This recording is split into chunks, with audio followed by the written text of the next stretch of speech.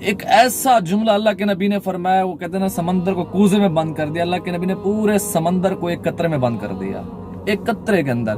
الصبر والسماحۃ، صبر کرنا اور معاف کرنا، سخاوت کرنا، دونوں چیزیں آتے ہیں۔ صبر کرنا کہ جو اللہ نے تمہیں نہیں دیا اس پہ صبر کرو، سماحت جو اللہ نے تمہیں دیا سخاوت کرو، ایک معنی یہ ہو گیا۔